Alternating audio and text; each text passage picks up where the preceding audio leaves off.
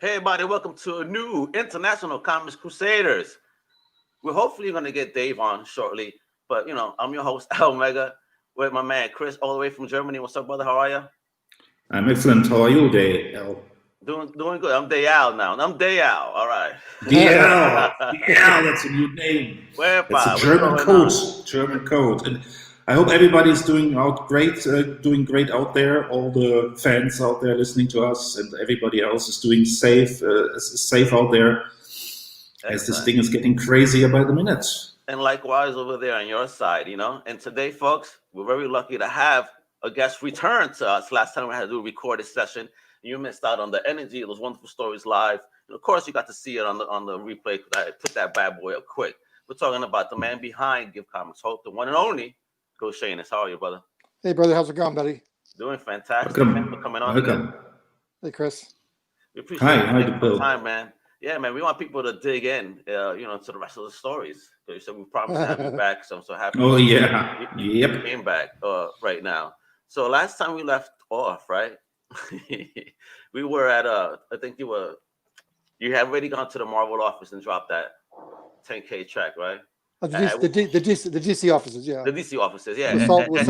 With Saul Harrison. And how old were you again? I would have been like 17, 18. Check that out, folks. Somebody, this is a serious guy because, again, like, if you listen to the previous vidcast, and again, I want you to watch the previous vidcast so you understand the story here because my man ran into a huge collection when he was very young. And this, what was it, 13 years old, correct? Yeah. At 13 years old, folks, he turned this collection into a business and became one of the most respected, folks out there in the comic book business. I mean, the stories he has been telling us are insane. I mean, he's even, swung on vines looking for comics. I mean, that's amazing. So, all right. So during that era, right, you dropped that check and the distribution started, man. How did other people, see you guys as being so young in the business? Because I'm pretty sure everybody else at that time was probably much more mature in age, no? Well, they were, but, mature in age is only by a few years. Okay. Outside of I'll call the New York businesses, the publishers. Most of the comic dealers, most of the comic shop owners were also very young, oftentimes in their late teenage years or early 20s. So I was still young to them, but the whole industry, so to speak, or the fandom, was pretty oriented towards young people. All the well-known people, the mail order dealers, Okay. the early comic shop owners, were all pretty young dudes, which is pretty cool. So as they were coming up on the rise, and pretty sure a lot of competitors were coming up to you asking, "How are you doing this?" Well, and there was that. And I told people there wasn't any hardcore business plan. We kind of stumbled, mumbled, and tumbled for the first few years with no real intention of being a full-time business. But after a little bit, we realized that we could make a go of it, make some money, and of course, read the cool comics.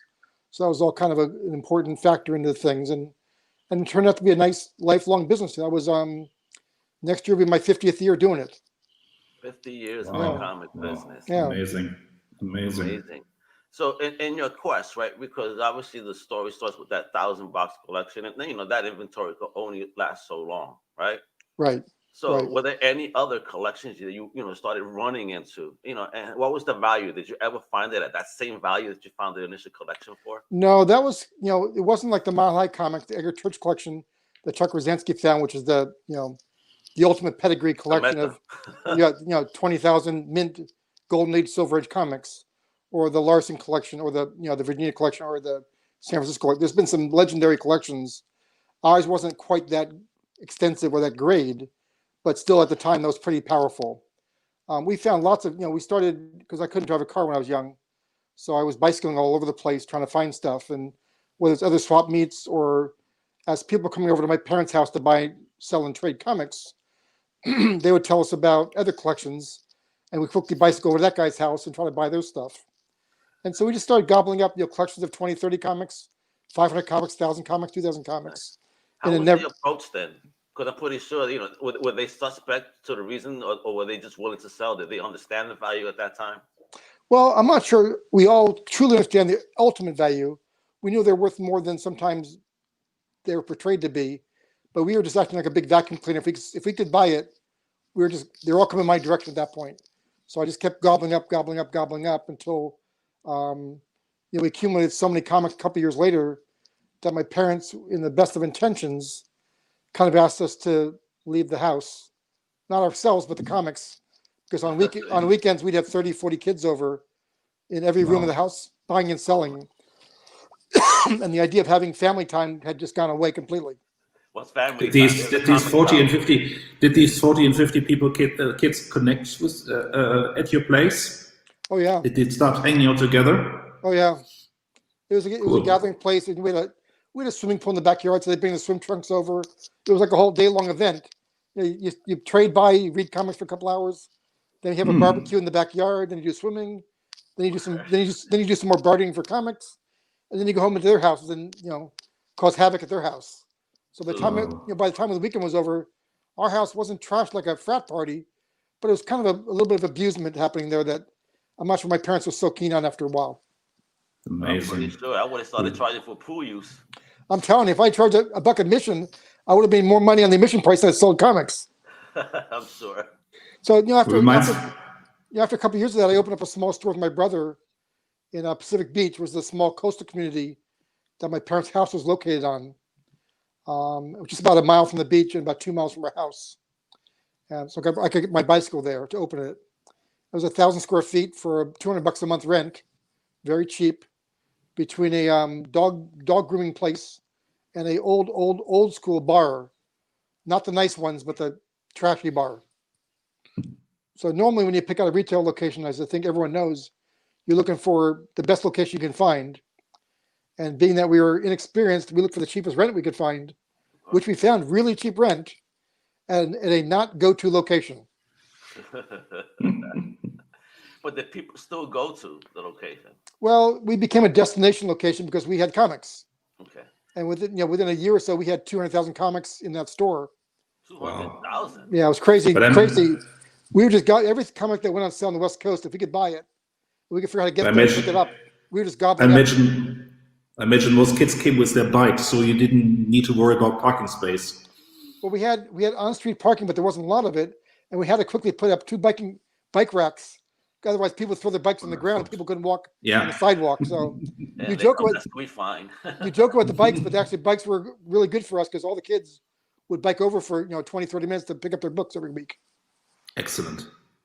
That is so amazing. Yeah, it's pretty crazy. And again, it's just what amazes me is at the time. I mean, pre-internet. I mean, but yet you were able to spread word on that level and build a collection like that. I mean, what were the tactics you were using though to spread word? Was there anything particular, or was it just the community itself just saying this is the go-to spot? Well, one of the person that bought the first comic book from us when we got back from the swap meet was a friend of ours who bought the Fantastic Four #2, which again, as I told you last time, we didn't even know what the titles were called. They had issue numbers, they had artists inside. We didn't know anything about. But he was part of the San Diego Comic-Con original committee. Wow. And so we got involved in the committee works just that same year. And so through the committee, through every year at Comic-Con, we got to meet all the guest stars, all the guest creators, the writers, the artists. So we got to get a nice network there. And of course, we had our first booth at the second Comic-Con, our first exhibit table. So we were always promoting our mail order business. And then a couple years later, our stores. So you get word of mouth. You took Yellow Pages out. We did some really crazy promotions in the San Diego area. We had, like now there's called a Free Comic Book Day. It's kind of a worldwide event. Well, back then we had free comic book nights at the local football games. Oh, cool. So when you bought your San Diego Charger football tickets, NFL, you get a free comic book one night a year. And during the soccer games, we call them soccer, you call them football. You'd have free comic book night at the soccer games. And we'd have it on the jumbo screen. We'd be talking about comic books and showing the giveaways. Really? In 1976, during the bicentennial, we had Scott Shaw do a series of campaign ads for us, different thematic ads. Scott's a very fine cartoonist. And one of his ads we had a mascot called Mr. Terrific Pacific, which looked like Superman, but had a big PC on his chest versus the S. And Scott designed the character for us. And Mr. Terrific Pacific was in all of our ads. And in 1976, we did an ad called with Mr. Terrific riding a bison. And the bison was on its back 2 heels, kind of rearing up, and we ran that on bus bench ads all over the city of San Diego.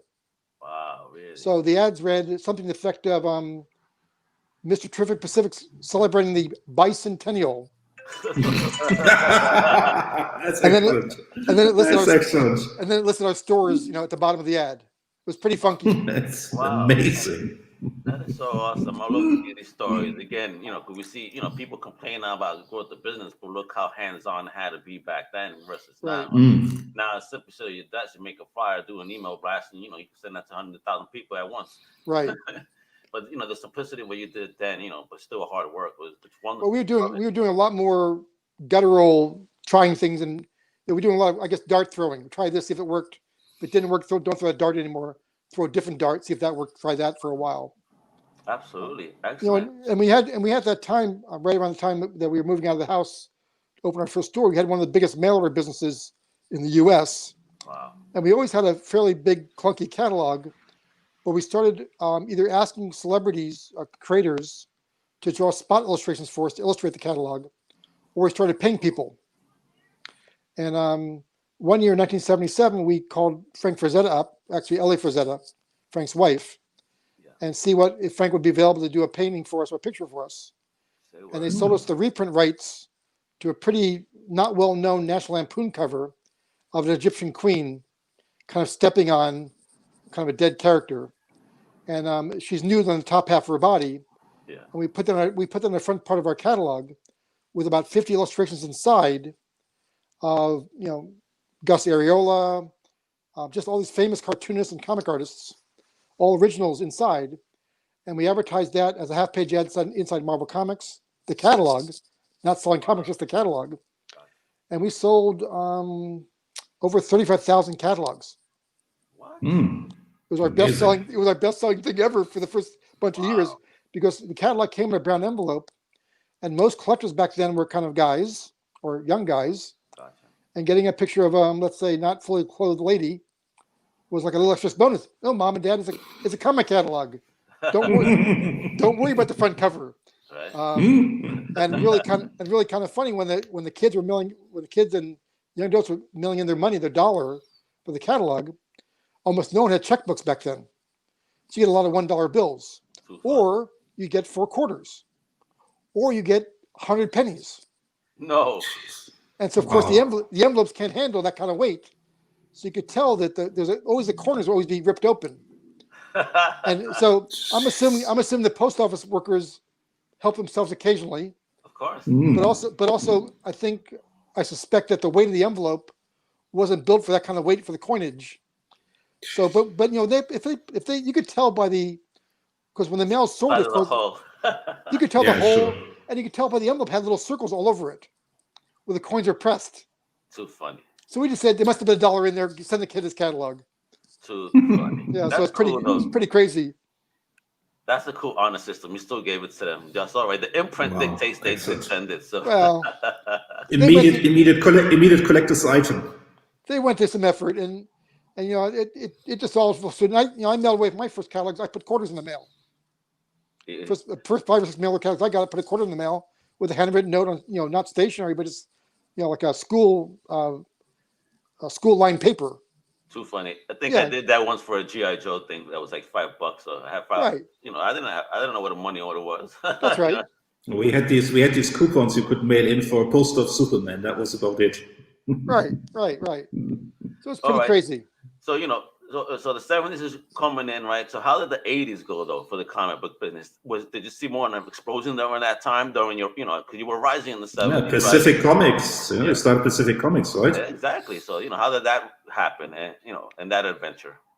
Well, in our stores, by then we had 4 stores. We had a fairly good sized mail order company. We had started a distribution company to sell to other stores, and we realized that through our distribution company, there weren't many new offerings every month. At that time, you had Marvel and DC, Archie and Harvey, and Starlog magazine. Mm-hmm. And that was about it. That's all that was really available in an ongoing monthly basis. And that's not enough stuff to sell in your store. You needed more things. Of course. So we started carrying merchandise in our catalog, our wholesale catalog. And then we said, well, why can't we publish comics? Why can't we do it ourselves? How hard can it be? So we did our first issue, which was a black and white comic that no one really knows about, called The One. I've seen the cover. Right, yeah. not the Rick Veitch one that came a few decades later. Was it not by Brad Anderson? Was the cover not by Brad Anderson? No. It was going to be Phil Garris. Okay. It's a dark green cover with a guy centrally posed. I've seen the post. With a big afro, basically. Yeah, somebody posted that on Twitter just 2 weeks or 3 weeks ago. I saw that. Fantastic. So that's kind of a good trivia question for comic collectors. What was the first Pacific Comics publishing? And they always say Captain Victory, and they're always wrong. But it's an obscure little black and white book we did, because that really taught us how to print things for the first time, how to communicate with creators. We had talked to creators at Comic-Con and in our stores, but never really had that kind of intimate relationship ongoing. So that was kind of our test balloon.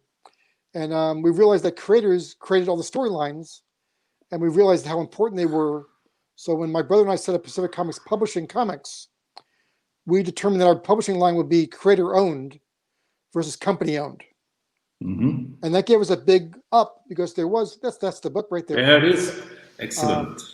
Yeah. So that gave us the up to talk to the comic creators that always did work for the New York publishers, Marvel and DC, and we're always doing work for hire, which means when you sent the work in, your ownership stopped, including the artwork and everything else. And so we knew that the biggest names in comics always went to Comic-Con in San Diego every year, and the biggest of all the names was Jack Kirby. And so we wanted to reach out to Jack, but we actually made our first outreach to a guy named Gil Kane, pretty important creator. And in a relatively unknown story, we wanted Gil to be our leadoff title with his book called Black Mark, which had come out previous to that point in a paperback book by Ballantine Books, in a black and white paperback book as a comic book strip. And we had long conversations with Gil about how to do it. Basically, come to an agreement with Gil to debut Black Mark as a full color comic. And then Gil said, well, if you're going to sell comics, you have to be in the newsstand. And we didn't believe in the newsstand at all, in the returnable business. Okay. And so we were already 90% of the way through with all the negotiations. Gil brought this up to us, and we're like, Gil, we don't, it's a disaster. The returns are too high. It's full of theft. It's full of theft and thuggery. And we don't understand how it works, and we don't know how you make any money. And he was convinced to be successful, he had to be on the newsstand, because that's where he came from. Gotcha. And I respected So I respected that. And so we ended up not doing a deal with Gil. So as our very sad and unfortunate fallback, we went to Jack Kirby. And that was a pretty good, and Jack had, of course, originated many of the greatest heroes of all time. He was frustrated that there wasn't creator rights. And for a long time there, Neil Adams was fighting for Siegel and Schuster to get some kind of reparation from Warner Brothers DC. And Jack had left and went to work for Warner Brothers doing Tundra and a couple of other cartoons. And we had known Kirby, and we'd been to his house a couple of times from the Comic-Con days. Oh, nice. And so we had approached Roz and Jack about doing a news story for us. And when we sent them our draft licensing agreement, it was just that. It wasn't an ownership agreement, it was a licensing agreement. Okay. We were going to license a character from them. They retain 100% of all ownership. They own all the artwork. They get royalties from copy one, and we give them an advance against the royalties so they could pay their bills as time went on. Gotcha. Nice. And it was really interesting because when Roz called up and said, we got your agreement, and we're very confused because we don't understand, you don't keep the artwork, because we don't keep, that's your artwork. And you don't own any rights to comics. No, it's your comics. We're actually licensing them from you. So there was deals like that before. All the undergrounds were like that, but they hadn't gotten that kind of mass exposure yet. Gotcha. And certainly the Zaps over time had sold tens of thousands, hundreds of thousands of copies, but in multiple print runs through mostly head shops, paraphernalia shops. So when Jack and Roz heard our story and liked what we were doing, they left Hanna-Barbera and started doing comics for us, Captain Victory. Wow. Pretty amazing stuff. Crazy. Absolutely. How was that experience working with Jack Kirby, a person that was so already ingrained in the industry at that time, of course, How was that workflow with him? Well, Jack, first of all, Jack was the ultimate professional. He knew not only did you have to do the work on time at a very high quality, he had to be interactive with the fan base. So he couldn't have been more outgoing. He was so friendly. When we first put the first issue of Captain Victory out, it was the same month Comic-Con came out in San Diego. Really? For Comic-Con. So what we did was we did a promotion there, which Jack had never done in one of his books before, a promotion where the first 5,000 people that bought a copy of Captain Victory #1 at our booth, and it had already been out for a week or two, 5,000 copies, we would give a free t-shirt. Nice. So you get a $5 or $10 shirt for $1 purchase. Wow. Because we thought, although we lose money in that promotion, of course, we thought the next couple of days, everybody at Comic-Con would be wearing Captain Victory shirts. Yeah. So we would actually there'd be walking billboards everywhere. And Jack's like, how can you afford to give away the shirts? We can't afford it, but we're trying to build your brand, we're trying to build our brand. And this is a clever way we thought how to get people to work for us. So literally over the next 3 days, thousands of people wearing Captain Victory shirts all over the convention, which is so cool. Really? Amazing. So the idea worked, the strategy. And then Jack came by our booth every day and says he's never seen it like that before, that his creation was promoted. It said Jack Kirby's Captain Victory. Wow. Excellent. It wasn't Marvel Comics, it wasn't DC Comics, it wasn't other people, it was his creation. And that's the way we felt it should have been. Yeah, man, I wonder how I can't imagine how you must have felt finally, getting that type of you know what I mean? It's like a recording artist, like with a new album out. It kind of wasn't, to Jack's credit and Rose's credit, they really trusted two very young people. We were in our early 20s by then, not terribly worldly knowledgeable of publishing at all. And they put their characters, their trust, and their brands in our hands, which gave us a lot of confidence that if Jack would do that, maybe other creators would follow. And that's exactly what happened. You got my Grell next, didn't you? Yes, we did. Wow. How's that story? I mean, Amazing. You guys, Amazing. started off with some amazing artists. We did. When Mike Grell was just crushing it on Warlords at DC. Definitely. And that book was fantastic. And the sales were brisk and his art was pristine. And he had heard that Jack was doing work for us under this new creator rights kind of licensing gig. And we kind of got talking on the phone. He's like, well, how do I do that? And we explained to him, we sent him the contract. And he's like, yeah, I got this new character called Star Slayer. And I'm going to leave DC and do it for you guys. We're like, well, bring it on. It's pretty cool. Super. And when we launched Pacific Comics, the full color comic line, all the comics back then were 50-cent cover price in the US. Okay. So all DCs and Marvels were 50 cents, and ours were $1. Twice as expensive. Okay. So that's challenging for a couple of different reasons. One is the distributors are like, you're twice expensive, no one's going to buy your book. And two is the retailers are like, well, wait a second, they can get 2 Marvels for one unknown Pacific Comics. Why would a consumer do that? And so of course the comeback was different for each set of eyeballs. For the consumers and the retailers, we said, we have Jack Kirby. It's going to be 28 pages of action. And by the way, we have Jack Kirby. Yep. And need I say anything else? He's always been the best-selling guy. Just jump on board, you're going to make money. And we also said to the retailers, for the same spot that your 50-cent Marvels are in, my $1 books are going to be in there. So isn't it actually better for the same space? You make twice as much money per transaction. So we kind of reversed their thought process that higher price wasn't a bad thing. It can be used as a good thing. Definitely. And then on the distributor side, we had kind of a different argument there because they were saying, well, Marvel DC is established. What are you going to do to incentivize us? And I said, well, that's a reasonable point because as my distributor hat on, I always want to know, show me the money type of scenario. Of course. And so we came up with a very ingenious discount Plateaus, where back then, if you were direct with Marvel and DC, on a 50-cent book, you were paying 20 cents a copy or 60% off the cover price. In this case, now our books were $1, twice as expensive. So we said to the distributors, well, if you buy 10,000 copies of any one issue, I'll give you 70% off.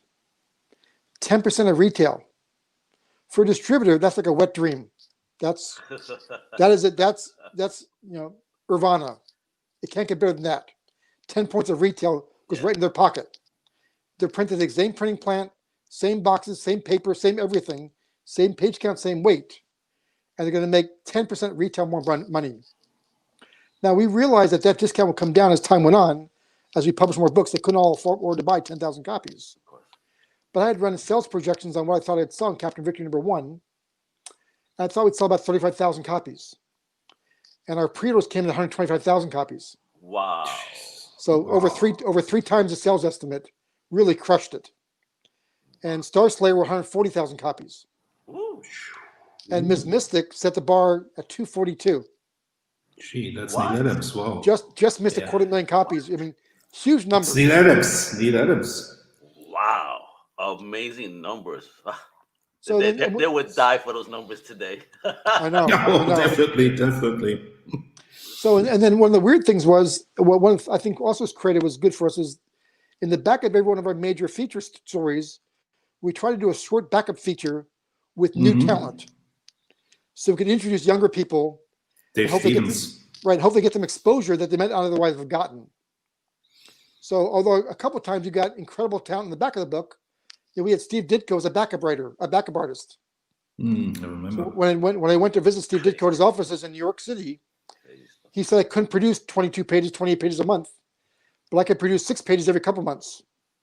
Okay. And I'm not saying no to Steve Ditko ever. Of course not. Who would? And I already have Jack Kirby. Now Ditko says he's going to do work for us. I'm like, Steve, please bring it on. And so he actually ended up being the backup feature for different issues, which is kind of cool. Of course, he's backup to nobody, but that's how it worked out. That's too funny. Amazing. Absolutely amazing. You also changed the game too, didn't you? You guys started printing, I think, on different paper and whatnot at one point. Right around the time, there was a couple other people testing. We realized that the paper stock we were using, the old newsprint paper, was very porous, which means when the ink hit the paper, the ink sunk in, kind of melted. And since there's two sides, all of a sudden the colors get washed out. Gotcha. We went to a heavier stock paper with more, let's say, sheen to it, more white quality. And so the ink was set on top of the paper versus sink into it. Therefore, the colors pop much better. Now, the trade-off is you lose some of the traditional feel of traditional comics. But the positive trade-off is you get more vibrant color and more true to the creator's vision of what it's supposed to look like. So how did you approach it and then, go into that process and changing the process? Well, we had talked to a couple of our creative teams. P. Greg Russell was doing the Elric book for us, and a couple others, and they're like, dropping. well, these are good guys, and they're like, how can you make my art look better? I said, your art looks great. I need to find a better way of presenting it. And we talked to the pub printers, and so we need better paper, man. We got to upgrade our stuff. Of course, better paper means you have to pay more money per piece. But that really felt like it gave the artist a much more better vision of what their intended final production should look like. And I think it held up pretty well. And I think there's a definite place for newsstand comics and newsprint comics. But if you want really fine detail, you need better paper. And what's so amazing? I mean, I live in a town between Düsseldorf and Cologne, and your comics came to our little comic shop. So I read all these comics when they came out, and it was the time 2 or 3 years after the Miller run, and that ended. Byrne was off the X-Men. Right. So I was more or less done with Marvel because it got really boring on the shooter at that point, and I was looking for something new. And Twisted Tales, man, that was my gem. And all these great backups you had on Somerset Holmes. That was the first time I read Brett Anderson. Amazing stuff. Right. Well, just before I forget to answer that question, in Germany there used to be a couple of early comic shops. One was that our wholesale division used to sell to, called Comicsverlagen. That's it. Mm-hmm. Does that sound familiar? Come again? I think it's Comicsverlagen or Comicsverlagen. No, it doesn't sound familiar. They used to have 2 stores in Germany. I don't remember what cities. Mm-hmm. There were 3 or 4 German accounts that was ordering comics from us every week from our wholesale division. What we had was we had a store that sold the usual store that sold you back issues, German or the old American original stuff like that, some records and so on. But they had a back room, and the back room was run by a guy who had connections to America, and somehow he also had a distribution deal. I don't know if he ordered directly from you guys or via a distributor. I don't know, but he set up this. He was the first guy in Germany in I knew who set up a pull list. So he always told you, oh God, you can. And what was so genius about this pull list was that you couldn't only just order titles, but you could go by creators. So you could say, put everything by McGrell in my box. And that's why how Star Slayer came into my box. And said, wow, what is this all of a sudden? So you got everything by Miller, everything by Byrne. You could just say, put it in there. And that's how I discovered all these great independent titles, because they showed up in my pull list. That's very cool. Well, along the way, as we had done Captain Victory, Starlog, and then we had met Bruce Jones and April Campbell along the way, who are both very fine writers. And Bruce, most people don't realize, is a tremendous illustrator as well. He's a comic artist. Oh, definitely. He'd done some of the Warren material. Very influenced by Esteban Marato. Yes, and a little bit of Jeffrey Catherine Jones, although not related. But sometimes their styles were very similar. Right? They're very delicate line work. And, very beautiful. Bruce and April approached us about packaging some books for us, where they would do all the editorial work together and hand in a finished product. And that would help us expand our titles, because we were having trouble finding in-house editors, dealing with that many different creators by running 4 stores, a mail order business, a distribution company, and 2 other publishing companies. We were juggling so many balls. Having someone come in handing us a finished issue sounded really promising to us. Who got Al Williamson? Did you guys get him on board, or was it Bruce? Al Williamson? Actually, it was a guy named James Van Hess, who was a famous fanzine writer, did the Art of Al Williamson book for us, a fanzine. It's a big square-bound book called Art of Al Williamson. So Al was familiar with us, and then Bruce brought him back when he started doing the color comics. Okay. So what we did with Bruce and April was we said to them, look, we can afford to spend, just a rough number, $10,000 per issue on creative. And we had developed this crazy algorithm through our stores of how to evaluate talent from solely a sales perspective. It wasn't who we liked or didn't like. It was solely from who would sell the most copies. Numbers. Wow. So we had 4 stores and we had distribution patterns. So we had figured out, we had charted all sales by creator, not by title. So instead of Spider-Man selling 44,000 copies a month, we said the artist of Spider-Man was selling 45,000 copies a month. So when that artist changed books, we then charted that sales of his books, and then had a blended average. And then we put point values on each artist based on what they could historically sell on any book. And then we said to April and Bruce later on, hey, we need each of your books to have a point value of X. So as long as you have enough key creators in it, you have the freedom to hire any creators you want, but they have to have a point value of X. Gotcha. Because our mind, X meant minimum sales of Y. Okay. Does that kind of make sense on the phone? Yeah, absolutely. And so they had great connections with Richard Corbin and Bernie Wrightson, the studio guys, people of their age. They were a little older than we were. And so they brought in, Twisted Tales, Alien World, Somerset Homes, Pathways of Fantasies, and these had just all-star casts. And in many ways, for good 10 years there, it may be still said today, many people refer to those titles, the Bruce Jones, April Campbell titles, as kind of the new wave ECs. Yeah, definitely. They really were pretty powerful. And because they're more non-superhero books, they could be a little more cutting edge, a little bit more spicy, dicey, slicey. There was nudity in those, and there was no comics code. Right. Amazing stuff. Right, and you had some books where you had, in one issue you had Al Williamson and Bernie Wrightson and Barry Windsor Smith. You're going like, this is craziness. This just has never happened. Frank Brunham, amazing guys. Right. So there was no complaints at the time from anyone about the content of the material? Well, ironically, there was lots of complaints. Really? And it was mostly from what we call in the United States, the southern states, which are more religious states historically than the northern states or the western states. Ironically, one of the complaints came from a guy named Steve Jeppy. No. Oh, big complaint. Yes, banjo lesson, right?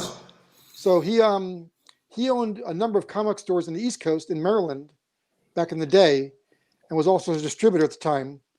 And several of his stores were in malls.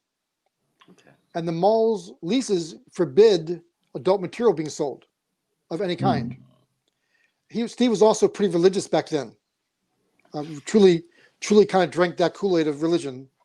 And so he had gotten each of his store managers to sign a joint letter, which he signed also and sent to me as a publisher saying, your material it's offensive and blah, blah, blah, blah, blah, blah. And while we can't not carry it in most of our stores because people want it, in our mall stores, we can't carry it at all. And we don't like it and we don't appreciate it. It was a pretty strongly worded letter. And, pretty devastating to read that as one of our biggest distributors not being supportive, because remember, he's making twice as much money for the same effort. Yeah, but putting his moral ethics in the way now of business. Right. Ironically, if you jump forward just a couple years later, when Pacific Comics finally closed its doors, I was looking for work. I interviewed with Steve Jeppy. Too funny. And I interviewed with Capital City also. Okay. And Bud Plant, the three biggest distributors at the time. There's a fourth one called Glenwood, but I didn't really get along with him that well. And Bud was a very good friend of mine, interviewed with him, and Bud wanted to hire me, but we couldn't come up with a financial package that made sense. Yeah. I interviewed with Capital City, and they had lots of questions for me and lots of questions for them. And I described to them about a wedding cake. Have I told you this before? The wedding cake?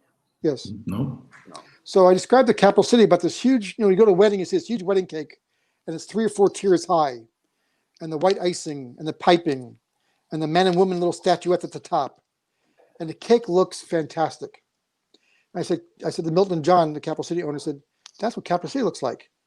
Your marketing and promotions are stellar. But when you cut into the cake and you take a bite, something tastes a little off. You need financial help. You need accountants, not more marketing people. And they said, well, we still want to offer you jobs. I said, well, I can help you out, but I can't have as much impact. But I can help you. And so they did make me a very nice offer, which I was thinking about. And then I had a conversation with Steve Jeppy around the same time. And I described this, he asked me a lot of questions about what I could do for them, blah, blah, blah. And I described this wedding cake, 3, 4 tiers high. But what's really funny, on the diamond wedding cake, there was no icing. There was no piping. There was no man and woman on top. But every time you took a bite, you took a slice and a bite, it tasted pretty good. Which means he was paying his bills on time. I said, Steve, if you pay your bills on time, I can ice your cake at a very high level. And one of the things that was really, I think, stunning to Steve, but courageous of him, he said, what can I do to make my company bigger? I said, 2 things, pay your bills, and you can't be involved in any more decisions about what we carry. Yeah. It's your company, but you have no say in what goes into the catalog. Because prior to my coming there, he only listed 5 publishers: Marvel, DC, Archie, Harvey, and Starlog. Never carried an underground comic. Wow. Never carried merchandise. Never carried anything else. Wow, really? So I said, Steve, if you want to grow, and it might be very uncomfortable, you got to let go of the product decisions. Yep. And we came up with financial terms, and I moved out there later on that year. And that was the guy who blasted me editorially just a year or 2 earlier. Too funny. Which I went to work for the guy who had strict editorial guidelines at Diamond, and when I got there, within a year or so, I had totally obliterated those to the world. A shout out to Dave. He's watching. Can't join us. He says that the wedding cake is a great analogy. Fantastic. Right. So how did you? What happened with Pacific towards the end then? If you don't mind talking about that. It's absolutely. That led you into the career now, to work with Steve and Diamond.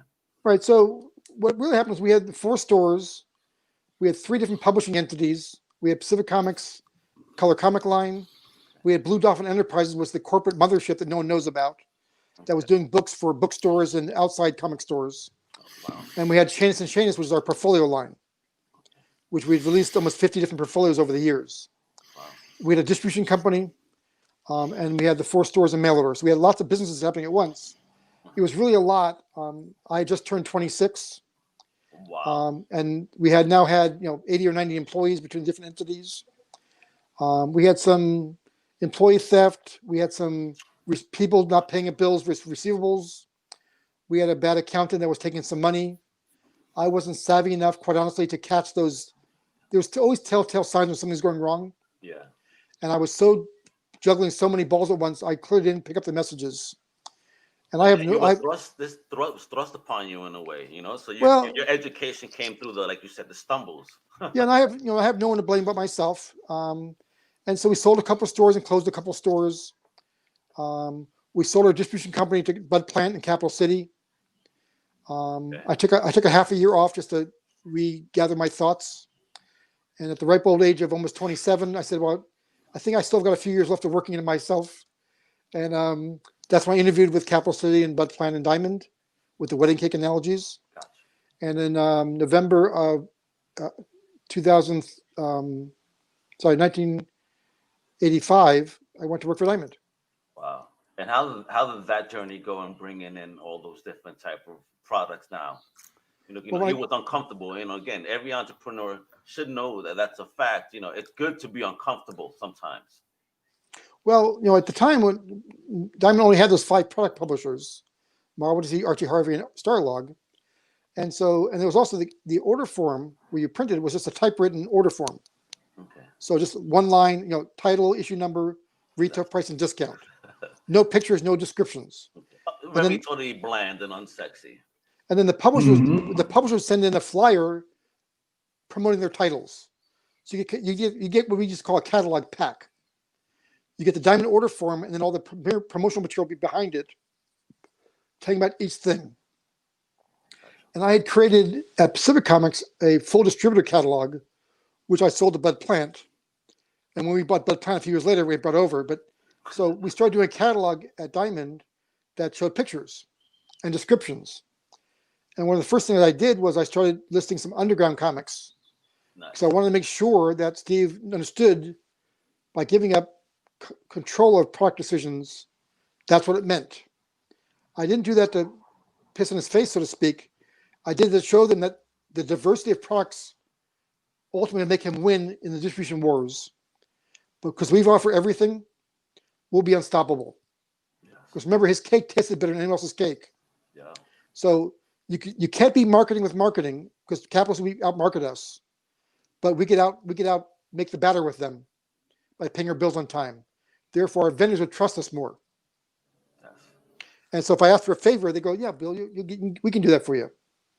And so we slowly started off, carrying undergrounds, then miscellaneous toys, posters, merch, the full gamut, and that little 2-page order form, within just a few years, ended up being 32 pages, 64 pages, 126, Wow. 132, and then before I left, it was 600 pages of full color product listings, like an old-fashioned Sears and Roebuck catalog in the U.S. Yeah. It was a big phone book.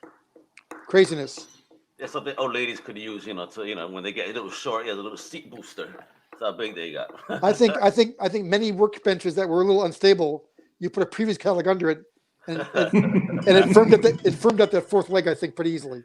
I'm pretty sure those books are huge, and a shout out to Lucas and his Drunken Chat team, because they actually do a whole preview show, showing off the Diamonds Right. preview catalog, and talking about what they believe is going to be the next hot book. Right. Which helps Well, in the And speculation. if you ever really think about it, and I don't take any credit for this, just the reality is, if you ever want to have a true capsule, a time capsule of the comic industry, look at the distributor catalog. That tells you the social issues that are happening at the time. It tells you the political issues. It tells you the economic issues. It tells you pop culture. It tells you everything in one publication. So look at an old Advanced Comics from Capital City or preview comics previews from Diamond 20 years ago, and then look at a news story. They're so close to each other. Just about, so it's pretty interesting. Correlation. I look at them as time It's amazing. capsules. Gotcha. It's I amazing. do have a question from Dave. It goes, is it true that all of the distributors at that time were strictly regional and not nationwide? Before 84-ish, almost everyone was regional. Okay. It's a good question. We had some international distributors, like we had Titan in the UK, which was very dominant. We had Kai Witz, Modern Graphics in Germany in the early days, or early 80s, 90s. So we had regional distributors everywhere. And there were actually 19 regional distributors in the US and four in Canada. So there's really, you had, all told, almost 25 in North America, plus international distributors. It was quite a network. Wow. And how many we have now? We have less. A lot. Well, we have now is, so clearly Diamond is a very dominant distributor, and it's got a, high 99, 98% market share, whatever, Woo, on most stuff. But, you have to look at distribution a little differently. And I haven't worked for Diamond for 7 years, so I'm taking no sides here. But it's, I've never encouraged retailers to buy everything from Diamond. They should be shopping wherever they can find good stuff from and buy it from wherever they can. Diamond does offer one-stop service, not always the most timely, not always the best price, but if you don't have this infrastructure to buy things independently, you can buy it through previews, through a matter of convenience, but it might be a little more expensive. But, there's lots of places to buy. You can buy Funko from Funko. Yeah. You can buy, Mattel from lots of other people besides Diamond. So there's lots of distribution options for retailers. And now, of course, consumers have tons of options, not just local comic shops, but websites like Entertainment Earth or Midtown, Mile High Comics, My Comic Shop, Kickstarter, discount. even. Kickstarter's Amazon. Right, for the trades. Boom just finished up their Berserker campaign that did 1.4 million. Insane. And that's a great number, but the more impressive numbers, 14,000 people spent on average $100 each. Yeah, that's a very impressive number. Crazy. But even with the McFarlane, so how that was hitting when he did the toy thing, for example. That three big ones. Yeah, and it just kept going. It reminded me of the clock in New York, the dead clock, and it just kept going. I'm like, Jesus. That's right. That's right. Yeah, so we have a lot of options now, retailers and fans themselves. That's right. Absolutely right there. That's right.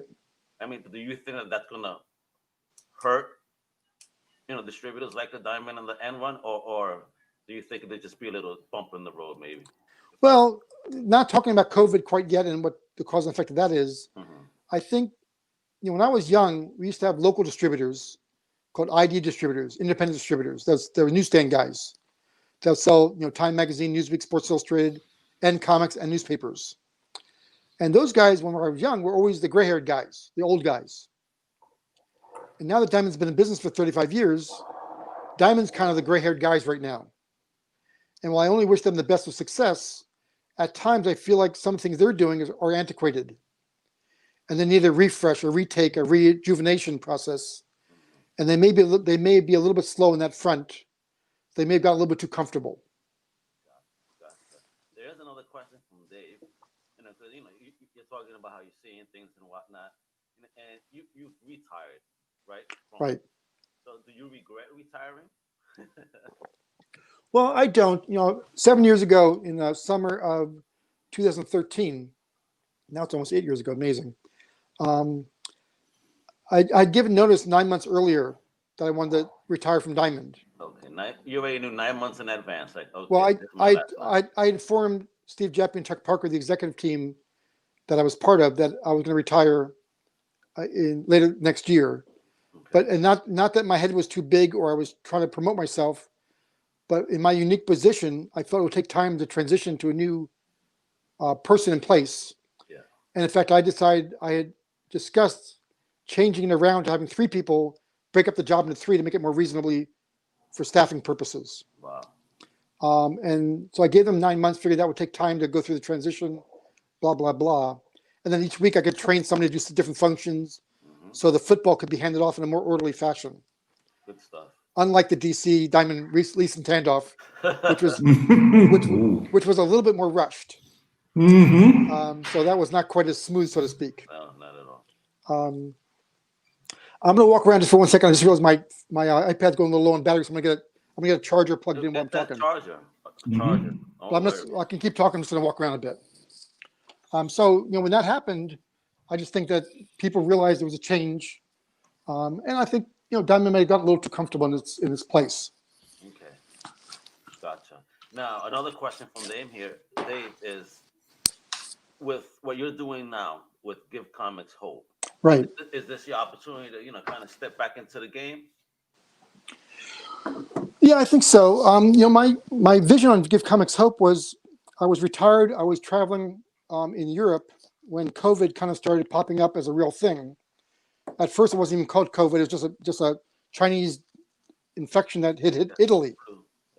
that just hit Italy, and I was in Italy at the time. Oh my God, you were in Italy when it hit? Yeah, I was in Siena, which is in central Italy, but it hit northern Italy with more of the resort towns. Okay. And so I'd spent 2 months in Italy, and then I realized it was starting to come down the coastline towards me as daily reports were coming out. Yeah. So I said, well, I should leave Italy and go someplace else. So I went to Berlin. So I went to Cologne, and then Berlin, and by then it was now called COVID, and it was sweeping across the world. And while I was there, and I was getting back to the U.S., I'm like, well, I'm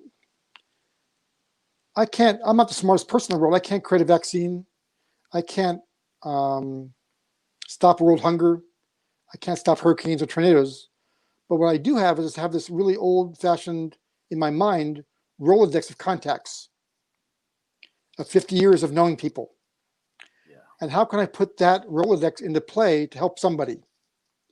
And my thoughts are, and still are, I'm convinced of it, that the mom and pop shops, the small retailers in any industry, whether it's sewing, automotive, outside of food, people have to eat every week, every day. But any kind of mom and pop shop business is really going to be hit hard by closings and reduced consumer traffic and all the byproducts. So I came up with the idea of, well, I can't solve everybody's problems, but maybe I can give some hope.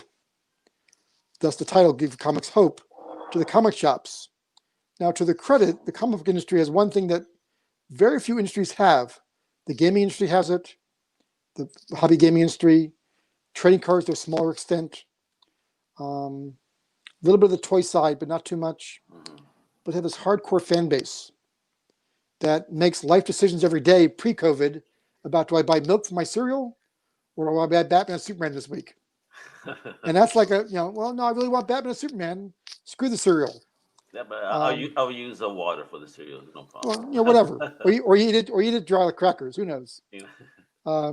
So I thought, well, I'm gonna focus on comic stores and what we can do to give them some hope. So I asked some of my friends, other business associates and business professionals, to join me in kind of a loose lit organized committee. There's about 20 of us as part of Give Comics Hope. Fantastic. In marketing, sales, operations, logistics, media, all the different aspects we would need, licensing. And we came up with a campaign where our tagline is the Drive for Five. What that really means is we're asking consumers, retailers, publishers, creators, all the different segments of the industry to look within their personal collections to pick out up to 5 items to donate. And we're hoping there'll be about $100 retail or more per item. Now that sounds like a very big ask. And it really is, because we're saying per consumer, we want to donate $500 worth of stuff. That's kind of insane. But think of it a different way. For years or decades, they walk in the local comic store and they walk on their second home, their comfort place, their fortress of solitude. The place they can go in that store holds their comics for them in a special bin, and they're all perfect mint. They can go in there and not be embarrassed. They can go in there and they can talk shop and feel good about their lot in life. And that store has given a lot to them, and they've given a lot to the store. And put some my friends in more community that probably extended into your personal life outside of the shop. Right, and a comic store is almost like a daily, weekly convention inside a little store. It really is. It is a community center. It's good terminology. And so I said, well, why can't consumers give back to those guys? Why can't they help them out? And so it's a stretch. We realize it's hard times. People need their money. So I felt having people give something that they already own versus trying to write a check would be easier. Because the things they already own, they already paid for a while back.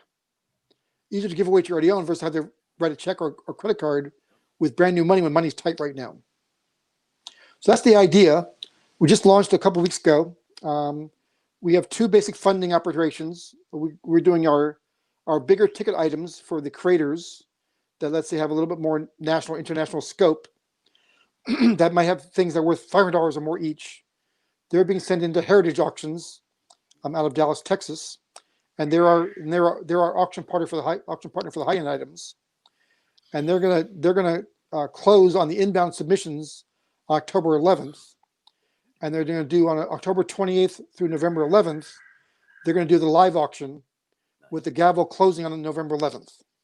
With the gavel closing, we'll be able to see this live or anything. Or Yeah, it goes from October 28th through November 11th. It's an online auction, and then the day of the auction, it'll be live 24/7. Ooh, cool. And then for people who have the, let's say, not quite as lofty items per piece, we've partnered up with a guy called Jesse James out of Arizona, who's one of the most progressive eBay sellers, and he's donating all of his services, so there's no cost involved. Nice. And he's going to list thousands and thousands of eBay items for us, Nice. from individual donations and from store donations, and from creators that are giving maybe not quite as perceived value high items, but still really interesting items that consumers would want. I'm pretty sure art pieces or anything like that would be fantastic. And what I want to say as well, that a lot of people, you may have a high value item in your comic book box. You know, it has a high value now, but when you bought it, you probably paid $2 or $3. So if you look at it in that way, you're not going to feel like, oh, I just give away $5. No, you give away about $15 with 5 books. Because I, for example, did not realize I had the first appearance of Star. I was cleaning up my collection and look at it. I paid less than cover price because my shop used to give me 20% off. Right. This is the book that's retaining a little under 100. Not even Right. knowing. Right. You know, that's something that's worthy of a donation because at the end of the day, I don't really want it. Hey. That's exactly right. So what we're asking for is for consumers, for retailers, for publishers, for everyone in the industry. First of all, spread the word by the various. You have the scroll at the bottom of the screen here. Yes, sir. Use your social media to get the word out there. We can all give comics hope by spreading the gospel. I think using social media is a very, very good thing. For the very first time, we're involving Canadian retailers and UK retailers. Excellent. They can now participate. And we partner with a company called Bink, BINC, which is a book industry charitable company. And they've created a separate comic section just for comic shops. And so all the money we raise will go directly to them. We won't touch a penny. Nice. They're a nonprofit. So all your donations, you get a tax benefit form at the end of the day that you have a tax benefit on next year's taxes. Look at that. So you have a deduction coming up, which is good. So you get not only feel good about donating something, you get some financial relief from the old U.S. government. Plus you can buy some stuff that might be pretty cool. Absolutely, that's what I'm excited about. I can only imagine what's going to probably be submitted. I'm gonna definitely be keeping my eye out, see if there's any gems that I want.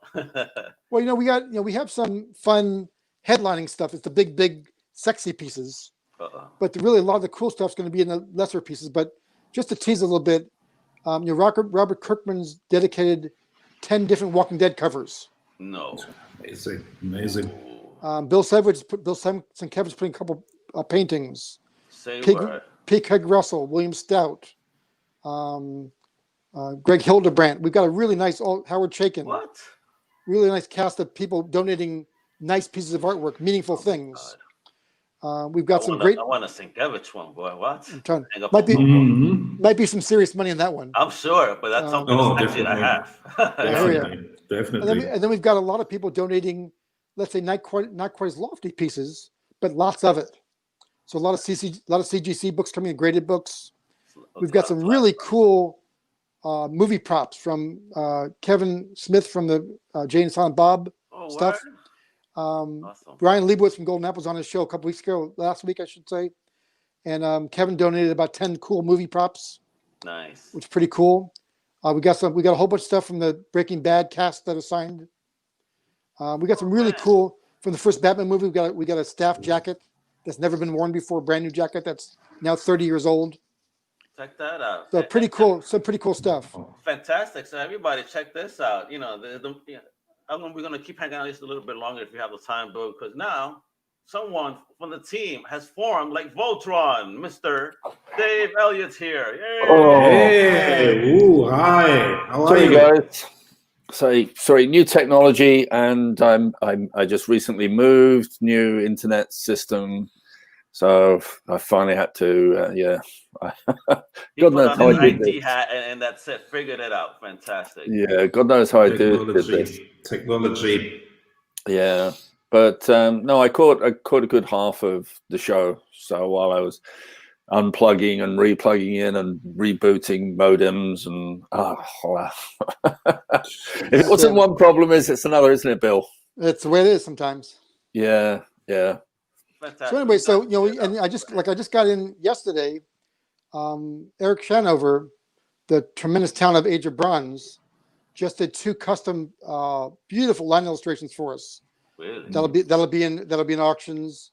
Scott Shaw, the fine cartoonist I mentioned earlier in the show, did 12 brand new headshots, like Barney and Fred. The team ups, Scooby and this character, because he's worked on so many different animation and comic funny book characters. So we're really gonna have a nice mix of all stars and consummate professionals all donating works, which is pretty cool. I can't wait for the opportunity to bid on something. Hopefully, I win something because it sounds like this is top tier quality, and I'm only so limited. Well, I think the most important thing is that we want consumers to get involved.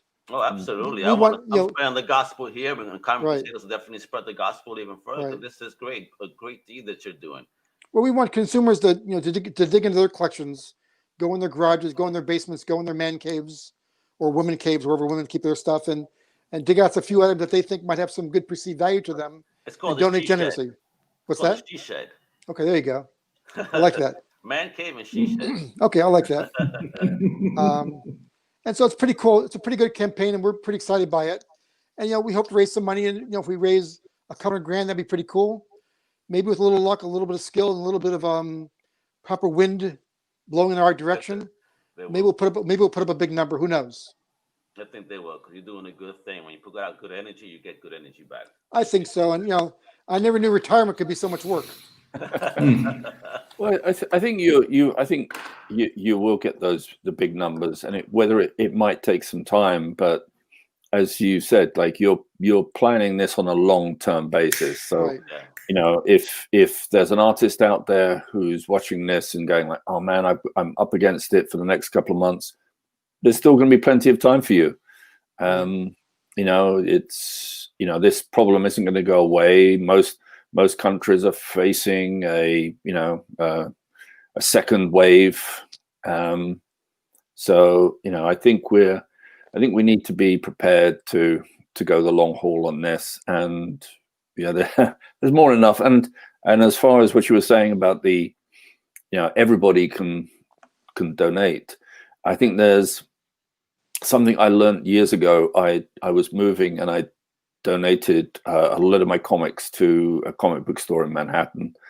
And there was a bunch of stuff in there that I thought, look, it's just in the box. I doubt if anybody wants it. And that was the stuff that went first, because it was even old copies of Amazing Heroes and old issues of Comics Journal and fanzines and things that you may think have no value. So yeah, it's always worth just we've all got stuff we don't look at anymore. There's the stuff we just even it's the problem we have as collectors is holding on to things, like no matter what it is. Not me, Dave. I give things up so easily, and I showed a friend of mine that he called me the day after, because I traded some books for some tech. And then he calls me the next day. He goes, Al, you taught me a lesson here, man. I hold on to stuff too much. You're like, I can't believe you just traded this for tech like that. People would never do that. I'm like, cause you gotta learn how to let go too. I'm not gonna take these with me when I die. Right. You know what I mean? Right. So why not? If there's something I could use and you could take pleasure out of it, hey, I don't care. One of the really cool things, one of our volunteers on our committee, a guy named Mike Horn, he's working a bunch of hours helping us do the behind the scenes operations part. Nice. And he's donating tons of hours. Yeah. And he says to me, Bill, I want to donate some stuff. So that's great. So he donates 5 pages of original artwork, including the very first issue of Rob Liefeld's New Mutants. Say word. It's going to be a huge item. And he's like, Yes, Bill, sir. I believe I'm drinking your Kool-Aid. I'm in. Wow. And then a week later, he said, you know what? I still believe in him even more. So his dad used to own a couple comic shops in Delaware a bunch of years ago, and had bought some printing plates of the comics in the 60s and 70s, the actual printing plates from no printer. So he donated 5 really cool printing plates from the 60s, but there's almost no printing plates available ever. Yeah. So there'll be a lot of unusual oddities, and of course some of the big headliners as well. So it's kind of a nice little mishposh of things that things will be $100 that everyone can afford, and there'll be some things that will be, in the stratosphere that the heavy hardcore investors will go after, and it's all very cool. We even have some virtual items, like we're going to do a master class with Wendy and Richard Peeney, where they're going to talk about ElfQuest, and she's going to draw live during the program, and Rich's going to talk about writing ElfQuest and how they can get involved. We've got a couple of virtual programs like that, and we've got something really weird, which will be interesting as well, is a couple of different convention organizers, assuming this convention next year, are offering us exhibit booths, VIP packages to bid on. So it's if available, of course. You place your bid, you win a booth, let's say, at next year's show. If next year's show doesn't happen, it'll be the next one after that, the next available show. But you're gonna get this $2,000 booth for a discount price. Oh hell yeah! I would love. Cool, very excellent. Bring ICC to NYCC. Yeah, right. So we got 3 or 4 different convention organizers donating booths, VIP packages, artist alley spaces. Lots of different things that we get something for everybody. I'm digging it. Yeah, it's amazing. Cool. So what very are you cool. to bid on, Chris? What are you looking forward to? What do you want that they could have? What would be your dream thing to bid on? Guess that one of those Bills and Cabbage paintings. me and Chris are gonna go at it. Be pretty appreciative. That'd be pretty sweet. Absolutely, we hope to have you on one day. Nice. Definitely. I have a space on my wall. That would be great. So again, folks, you gotta check it out here. You gotta visit this page right there. Fantastic. Hope.org. And again, they could contact you there or someone from your team, and they will come back, right? What's the time? I'm answering all the emails myself, and it's the same day. Oh, you are. Oh, same beautifully. Yeah, I love people to answer the same day. That's when I was at Diamond, I was getting almost 1,000 emails a day. So I can answer a few hundred a day on this one. It's not a problem. Wow, I'm impressed then that that you have as much hair as you do then with 1,000 emails. Well, if I turn my head the other way, not that much hair on this side at all. It's all gone. and it's a big halo effect up here, I think. A halo. Fantastic. This has been so much fun, man. I really thanks, guys. dig your energy and you coming on. Absolutely. Thanks, Bill. Something you're doing, especially for the shops. This is absolutely amazing. Well, the comic shops are so important to our industry, to our publishers, and they really are community centers. And we want to get each element of the industry, consumers, retailers, publishers, creators, not only to give hope to the stores, but to give generously on the donations, and then to bid generously on the auction houses. Is that how can we get a retailer involved? They can donate 5 items. It's just that. Just donate 5 items to a retailer as well. Gotcha. Absolutely. I'm going to hit up my old shops, man. You betcha. Shops that are definitely all about supporting the industry. So that's how it's going to work. We tell a friend, we tell a retailer, get them to jump on board. Let's get some stuff flowing. So and just give a I don't know if I missed it, but just in case, give an idea about the length and breadth of the type of material you're looking for. Is it like and this is just an example. Like I have an original set of the Superman the movie lobby cards. If I said, hey, you can have those, is that something you'd want? I think so. Okay. The general idea is, there's really 2 types of products we're looking for, and I'm going to use the word perceived value. Right. Because perceived value, we don't want comics that are worth $2 because it takes more than $2 to process them. Yeah. So they have to have some perceived value to turn them around to sell them. So we're using, at the minimum level, we're looking for things that have a perceived value of $100 US. Right. If it's $85, we're taking it. If it's $4, please keep it. Yeah. But for those that have stuff that have maybe a little bit more higher valued perceived value items, paintings, original artwork, rare antique toys, tin toys, old tin banks, if it's collectible, movie props. So right now we've got 8 different movie studios have so far donated movie props. So things that had on-screen airtime. So we've got some Breaking Bad matchsticks that have people sign the matchsticks. Oh, cool. Some of the Walking Dead TV characters have signed some memorabilia, some toys. So we've got some pretty fun items, and it's open to everybody. We don't want to let anybody out. We want to have a huge turnout. We're taking no money. We're 100% volunteerism. Heritage is taking no money from all the buyers, all the sellers. Great. Jesse James is donating 100% of his time and energy. Wow. And all the net proceeds are going to go right back to the stores. Again, not just in the U.S., but we have a Canadian association set up, and we have a UK branch now as well. So for the first time through US program, UK retailers can benefit. So hopefully the UK retailers and UK creators can feel inspired by lending a hand to those that have helped make the money over the course of time. Fantastic. Brilliant. And talking about also helping, Cool. so you guys know, I'll definitely shout you guys. We're gonna host our own virtual con on October 24th. And we're doing this with an informal leukemia society in the memory of our friend Random Dude's mom. So we're looking for people that want to participate on that, and also, if you want to donate stuff, those stuff actually goes to the children. Cool. Nevertheless, that's what we're looking for, as well as comics or anything, but also just people's time, so that we can have people come on, hang out, ask you questions, and hopefully they donate, because we have also a GoFundMe that directly ties with the LS. So, it's going to be a great show. Outstanding. Great legendary folks. We have Sting Elderhart already signed up, Yaya Han, Tom DeFalco, just to name a few. A lot of Nice. cool independent. I'm looking for a DJ, so shout out. If you're a DJ, got 30 minutes to spare, come on. Looking for some music.